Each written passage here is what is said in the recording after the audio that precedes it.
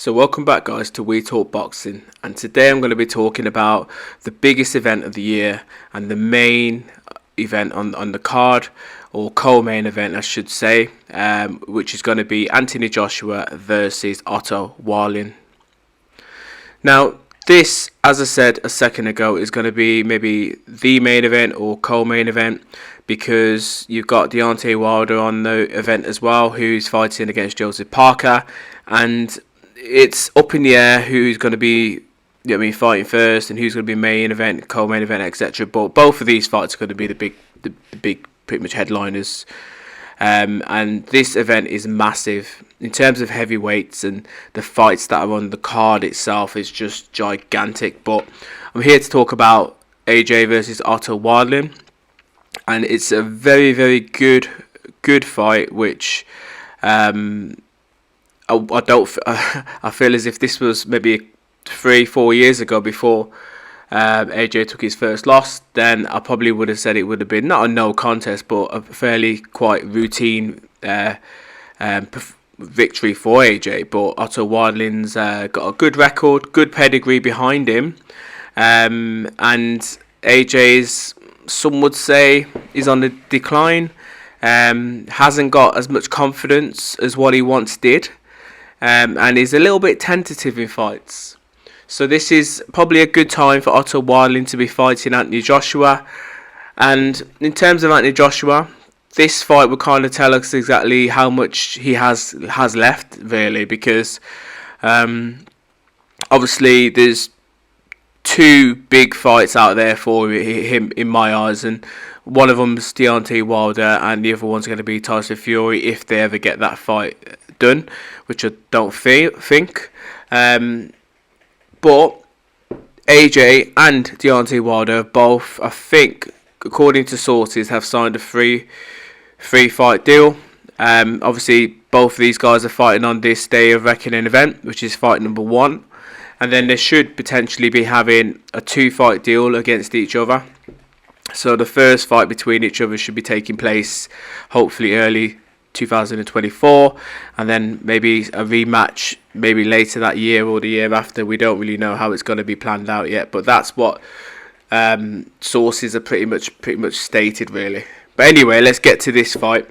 Now, in terms of both of these guys' record and age, etc., there's not much in their age. There's only 2 years between them. Anthony Joshua is the older man. He's 34 compared to Otto Wilder's 32. Both guys have had near enough similar amount of fights. AJ's had 29, Otto Wallin's had 28. The wins are the same. Both had 26 apiece. Anthony Joshua suffered more losses. He suffered 3 compared to Otto Wallin's 1. Otto Wallin's also had a no contest as well. But AJ's the one with the more KOs to his name. He's got 23 out of his 29 fights, whereas Otto Wallin's got 14. So there's a bit of a big KO percentage there.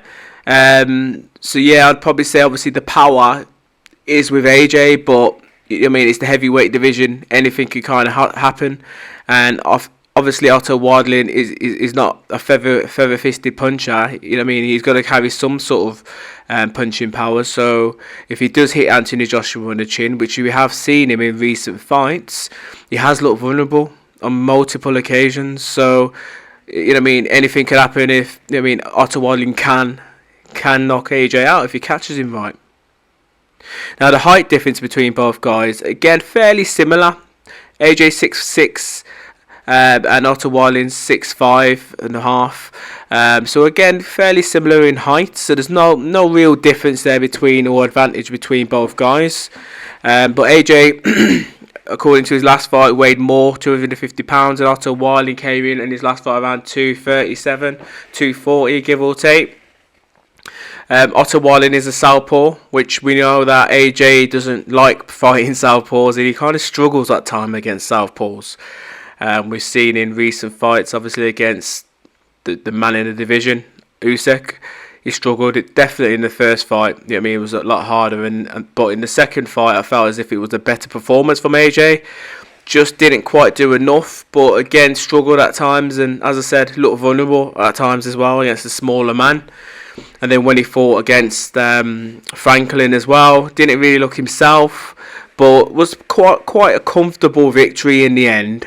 But the first early rounds of that fight, AJ looked a little bit on the edge, I'd say.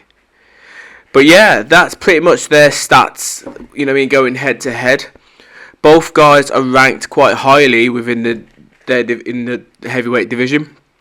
AJ is currently number 2 in the Ring magazine, while Otto Wallin is number 10. You've also got both of these guys ranked quite highly amongst all 4 divisions. Anthony Joshua, again in the WBO, currently ranked number 1. IBF number 3, he's number 2 with the WBC, and he's number 3 with the WBA, whilst Otto Wallin is only ranked in 2 of the 4 governing bodies, number 7 in the WBO and number 9 in the WBC. So again, both guys have good pedigree. They both have been in there with some good opposition themselves. I feel as if, from my point of view, I've never really heard of Otto Wallin until he fought against Tyson Fury, that first fight, which he lost on a unanimous decision. All 3 judges scored it to Tyson Fury, but he did cut Tyson Fury in that fight, and it was a pretty bad cut. And who knows, really, on a different day, that fight potentially could have been stopped, and Otto Wallin probably would have been the man in the division right now. But it wasn't to be, and obviously he suffered a loss there. That was his only loss on his record as well. But since then, he's been undefeated. Yeah, so he's been on a good winning spree, and he's fought against a few decent people. People that I've heard of a few of the names. Obviously, we know about Dominic Breazeale. Anthony Joshua fought him early on in his career. He beat Dominic Breazeale, Otto Wallin, by unanimous decision victory. And then he fought against Gassiev not long ago as well, which at the time most people were favouring Gassiev to potentially do the number on Otto Wallin, but it wasn't to be. Otto Wallin had a split decision victory, and as I said, he remains pretty much undefeated to date.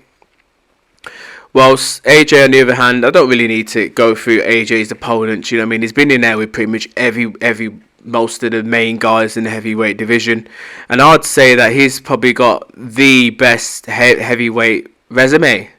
Some people may concur, but I would certainly say he's got the best heavyweight resume out of all the heavyweights. He's been in there against some top names, some really good opponents and opposition.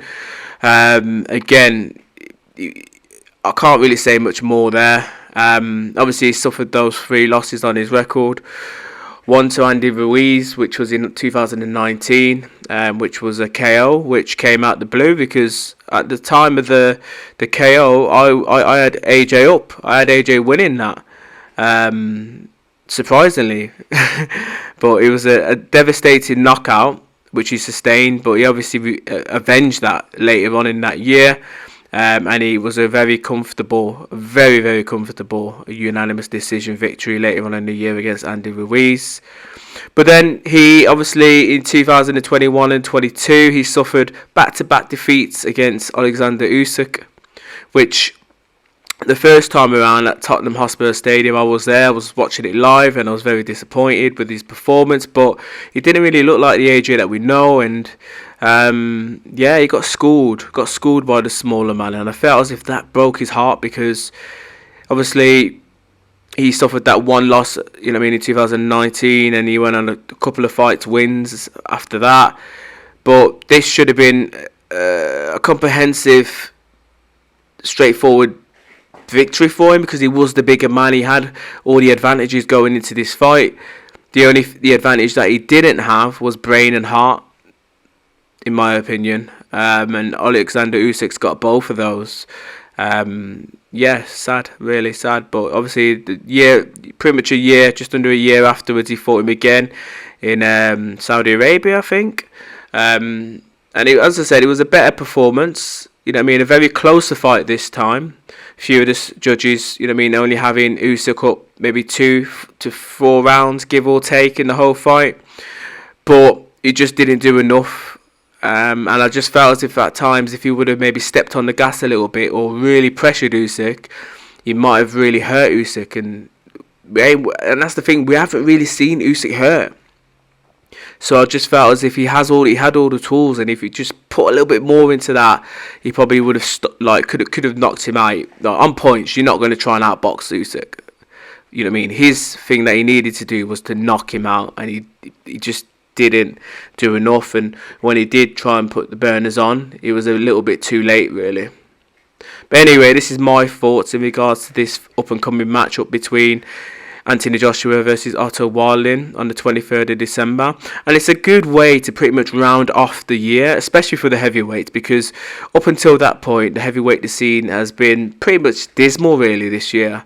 It's been quite poor. So it's quite nice that we're getting to see a big heavyweight event, because that's pretty much what it is. There's only a couple of fights on the card which are not heavyweights. So I'm looking forward to it.